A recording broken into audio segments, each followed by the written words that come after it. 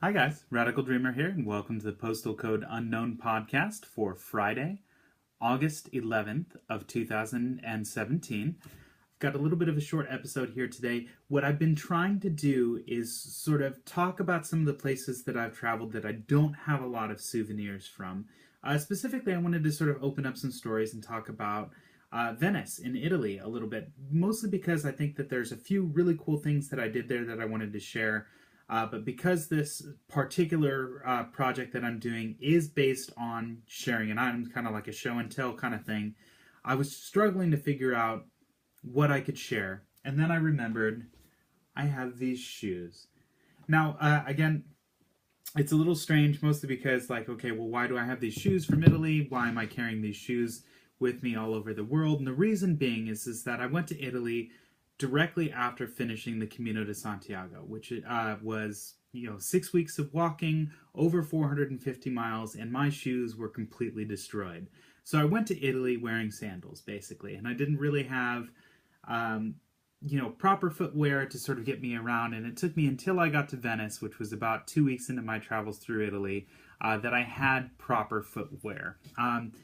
So I found basically a department store, and these were the shoes that sort of fit, and they were kind of cool because I don't think I've ever owned shoes like these, and I use them as sort of like a pretty regular dress shoe now, which is kind of neat. And it's kind of like a leathery type material, and I tell people sometimes that I feel almost kind of like a hermit crab. I say as I'm wearing a shirt that I picked up in New Zealand, showing you shoes that I got in Italy, and it's just a really interesting kind of lead-in to some of the things that I did there. And a lot of people ask me sort of like, okay, well, what were your favorite parts about Venice? And Venice specifically I thought was really interesting because it's a great place to get lost in. It's got some wonderful museums, incredible waterfront areas, and etc. But I think some of the most interesting things I found were in out-of-the-way places.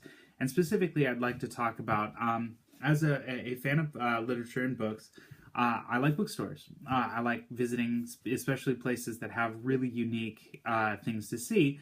And there's a bookstore in Venice, which, if you're a book fan and sort of want to go see something interesting, it's called the Libreria Acqua Alta, which is a bookstore that is essentially low enough that the lower floors receive water from the canals during higher tide. So a lot of the books in the lower floors of the store are filled inside of bathtubs, which is really kind of weird. There's a lot of strange decoration and really interesting things in the store. They've got a resident cat, which I thought was quirky and weird, and was a really neat place to spend some time when I was in Venice as well. So yeah, like I think there's a lot to be said for the gondolas and the sort of like the interesting canals and the way that the city is set up, and it's unlike any other place that I've ever been. But I do want to say that, there's a lot of interesting things to find in Venice that aren't the things that you would expect, and that bookstore was definitely one of them for me. So the lesson that I like to take away from that particular experience, one being sort of make sure that you've got proper footwear if you're traveling quite a lot, because sandals don't really cut it when you're walking long distances with a very large backpack. But really more sort of like be open to finding things that you aren't expecting. And that's one of the reasons why I really like traveling. I talk about this a lot. I'm very much a planner, but at the same time, my favorite way to travel is to have a place to sleep. As long as I've got a place to sleep, I don't really need to worry.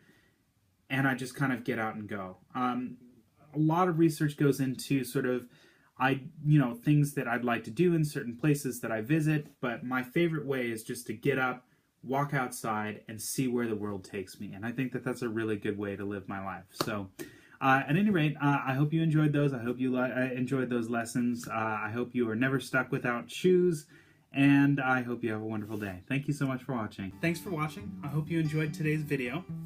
If you'd like to see more of what I've been doing outside of these videos, you can see more at theradicaldreamer.com, where I've got articles and photographs with travel advice and stories that aren't just in a video format. You can follow me on Twitter at @OneRadicalDreamer or on Instagram at @ARadicalDreamer if that's something that you're more interested in. If you're interested in supporting me, I do have a Patreon page up as well, which you can find at patreon.com/TheRadicalDreamer. And that's a way for as little as $1 a month you can help support me get better equipment and do more videos of this type and make a whole bunch more cool stuff to share with you in the future. And last but not least, if you like what you've been seeing on YouTube, please like, subscribe, and send a couple comments. I'd be happy to answer more questions in future episodes of the podcast. Hope you have a wonderful day. Thank you. Take care.